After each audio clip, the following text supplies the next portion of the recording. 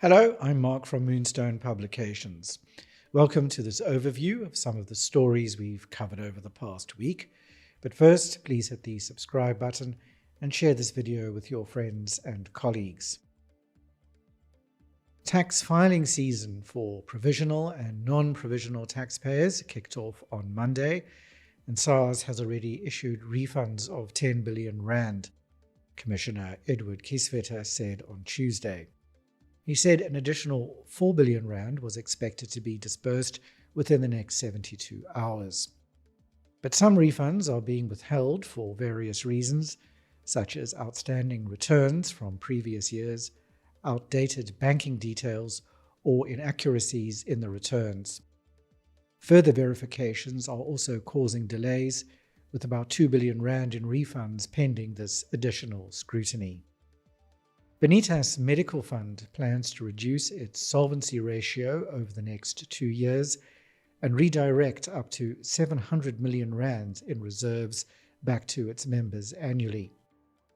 South Africa's second largest open medical scheme announced its 2023 results this week, revealing record high solvency levels of 41.5%, significantly exceeding the legislated requirement of 25%.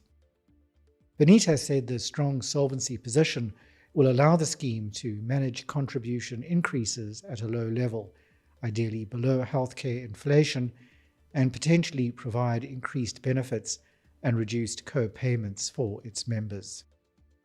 The latest Sunlam Benchmark survey shows that the percentage of respondents planning to withdraw some of their retirement savings when the two-pot system takes effect has surged from 31% 2 years ago to 59% this year.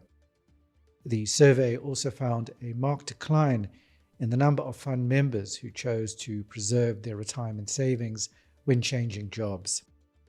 Underscoring the growing financial pressures faced by consumers, more respondents said they were spending their encashed retirement savings on meeting living expenses.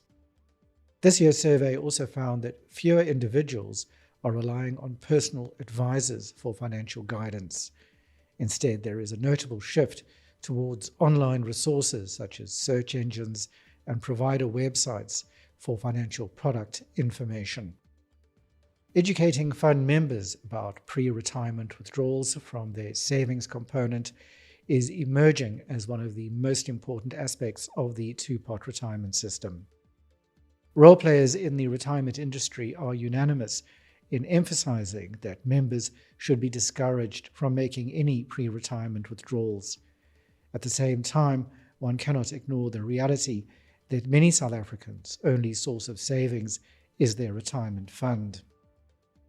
John Anderson, Alex Forbes' executive for solutions and enablement, said the two-pot system aims to strike a balance between enforced preservation and enabling members to meet immediate short-term financial needs. Alex Forbes has modeled scenarios where it may make sense for members to exercise the option to make a pre-retirement withdrawal from their savings component and still have a reasonable income in retirement. It is, however, essential that members who are contemplating a withdrawal from their savings component seek sound financial advice, so they are appraised of the trade-off between meeting a short-term financial need and forfeiting the investment growth and tax benefits that come with preservation. NHI is likely to be funded through a payroll tax and possibly a surcharge on personal income, and National Treasury has warned that this could raise the cost of employment for employers and lower take-home pay for workers, says Fazlan Swanepoel, the head of health at Alex Forbes. She told the Financial Services Group's Hot Topics event that the NHI Act provides for the medical scheme tax credit to be relocated to the NHI fund. It is highly likely that removing the tax credit will be the first NHI funding mechanism. Once the credit goes, employers who are subsidizing medical scheme contributions will have to consider how to recompense employees for the lost benefit. Most investors are used to two general types of stocks, growth and value. Then there are Veblen stocks, which defy conventional demand-supply logic by thriving on exclusivity and premium pricing. Unlike growth stocks driven by earnings potential or value stocks trading below intrinsic value, Veblen stocks command premium prices precisely because of their rarity and desirability. Independent investment analyst Rake de Klerk says the Veblen stocks in his portfolio are not limited to the luxury goods market.